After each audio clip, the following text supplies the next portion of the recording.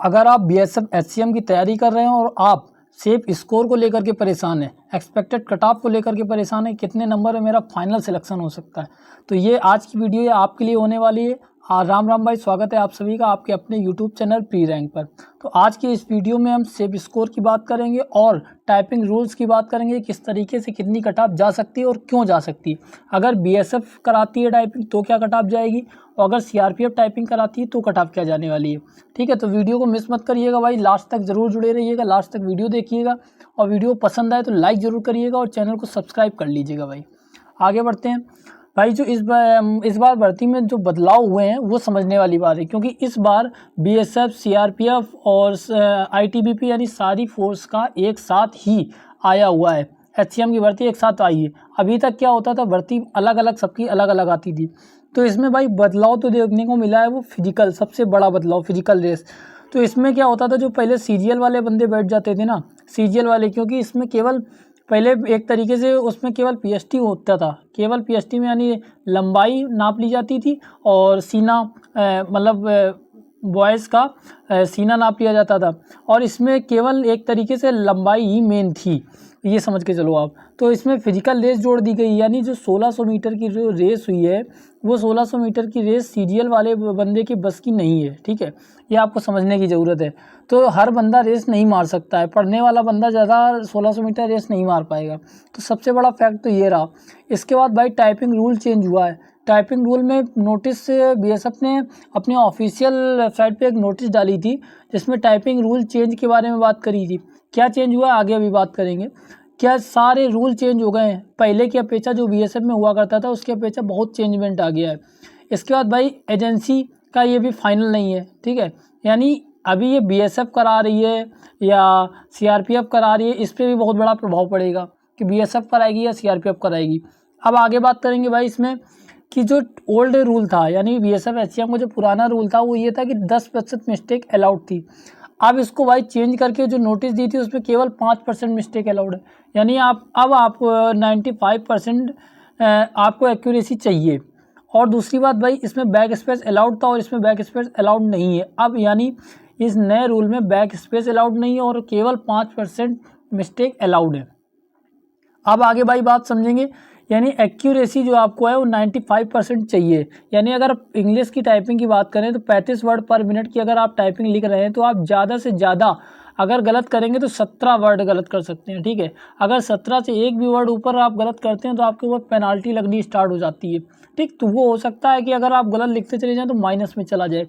आप समझना, back space block कर दिया गया है, यानी जो गलती हो जाती थी हम लोग सुधार लेते थे। यानी बीएसएफ में जो टाइपिंग हुई थी, अगर आपसे कोई गलती हो गई तो आप सुधार सकते थे। ठीक, तो वो अब ऑप्शन ख़त्म हो गया, यानी अब आप सुधार नहीं कर सकते, जो गलत हो गया वो हो गया। आगे बात करेंगे भाई, मतलब बीएसएफ का जो खुद टाइपिंग अगर लेगी, अगर बीएसएफ खुद टाइपिंग लेगी तो भाई इसका जो सॉफ्टवेयर बीएसएफ के पास नहीं है। तो बीएसएफ में जो पिछली बार, इस बार क्या होगा नहीं पता है। ठीक है, बीएसएफ में जो पिछली बार कराया था वो एमएस वर्ड पे कराया था। एमएस वर्ड पे उसने सारा आपको मैटर दे दिया पेज में, एमएस वर्ड में टाइप करा लिया, और जो चेक होता है वो मैनुअली चेक होता है। हर बंदे का, एक एक बंदे का वो लोग खुद ही चेक करते हैं। तो उसमें क्या होता है, वो लोग अगर एक डबल स्पेस अगर आपसे कहीं हो जाते हैं तो वो इग्नोर कर जाते हैं, मतलब आपको पास कर देंगे। अगर सॉफ्टवेयर पे हो रहा है तो ये डबल स्पेस आपके सॉफ्टवेयर आपको बता देता है, यानी ये आपको सारी गलतियाँ जो बिल्कुल जोड़ता चला जाएगा और पेनाल्टी लगा के लास्ट में माइनस दिखा देगा अगर धोखे से भी एक बैक स्पेस एक्स्ट्रा दब गया तो। यानी कहने का मतलब, अगर बीएसएफ टाइपिंग कराती है तो भाई 12 से 15% लोग पास होंगे। ठीक है, 12 से 15% लोग पास होंगे। ठीक है, और बीएसएफ का भाई सॉफ्टवेयर जो एक तरह के सॉफ्टवेयर है नहीं, एमएस वर्ड पे जो कराते हैं बहुत सिंपल रहता है। ठीक, इसलिए इसमें कट ऑफ थोड़ी सी बढ़ सकती है सीआरपीएफ की अपेक्षा। ठीक, इसमें कट ऑफ थोड़ी सी बढ़ सकती है, कितनी बढ़ेगी क्या रहेगी आगे अभी बात कर रहे हैं। अब बात करेंगे भाई सिनारियो 2, यानी अगर सीआरपीएफ कराएगी या किसी कंपनी को देगी, जैसे टीसीएस करा ले या किसी अदर कंपनी को देती कि भाई हमें टाइपिंग करा करके दो, तो इसमें क्या होगा, इसका रूल जो होता है स्ट्रिक्ट होता है। स्ट्रिक्ट रूल होने के कारण क्या है, हम आपको बता चुके हैं। यानी इसका एक अपना सॉफ्टवेयर होता है, अगर धोखे से भी आपका एक वर्ड मिस हुआ या एक बैक स्पेस एक्स्ट्रा दब गया तो ये आपकी सारी गलतियाँ काउंट करता चला जाएगा। ठीक, और इसमें मतलब आपका सॉफ्टवेयर चेक करता है, उसमें मैनुअली एक एक व्यक्ति का चेक होता है, इसलिए इसमें आपको गलतियां इग्नोर करने का ऑप्शन नहीं होता। सॉफ्टवेयर सारी गलतियां काउंट करके आपको बता देता है। इसमें परसेंटेज जो रहता है भाई मुश्किल से 3 से 5%, बहुत ज़्यादा लोग पास होते हैं तो 5%, बहुत ज़्यादा 5 से 6, यानी 100 में केवल 6 से 7 बंदे पास हो पाते हैं इस टाइपिंग में। टाइपिंग कोई अलग नहीं होती, मैटर सेम होगा, रूल सेम होगा, लेकिन बस होता क्या है, चेक करने वाले पर डिपेंड होता है, ठीक, यानी ये से चेक कौन कर रहा है और कैसे चेक किया जा रहा है, ठीक है। मैनुअली चेक होगा तो कट ऑफ बढ़ेगी, और अगर ये सॉफ्टवेयर से चेक होगा तो ये कट ऑफ कम हो जाएगी। अब कट ऑफ पे अगर इस पर सीआरपीएफ तो कट ऑफ भाई लगभग 5 से 6 नंबर कम होगी, ठीक है। अगर आपको लग रहा है बहुत ज़्यादा कम हो जाएगी तो भाई बहुत ज़्यादा कम नहीं होने वाली है। अब एक्सपेक्टेड कट ऑफ की बात करेंगे कैटेगरी वाइज, यानी अगर आप यूआर से हैं तो आपके ये भाई रॉ मार्क पे बात हो रही है, नॉर्मलाइज नहीं है, और नॉर्मलाइजेशन किसी को पता भी नहीं होता है किसको कितना मिलेगा, यानी इसका मतलब हम ये रॉ मार्क पे बात कर रहे हैं।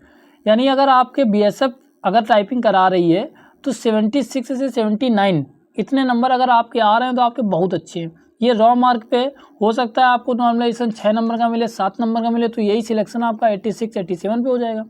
अगर सीआरपीएफ कराती है तो 71 से 74 बहुत अच्छे नंबर हैं, और ये मत सोचना भाई सीआरपीएफ कराएगी तो 60 पे चली जाएगी, 60 पे क्यों जाएगी, 60 पे नहीं जा सकती भाई, क्योंकि इसका रीज़न ये है 60 पे इसलिए नहीं जाएगी भाई क्योंकि जो सीआरपीएफ का एग्ज़ाम हुआ था उसमें कंप्यूटर नहीं थी, जीके थी, तो भाई इसका फ़र्क पड़ता है, उसमें जीके आ रही थी, कंप्यूटर नहीं था, ठीक है।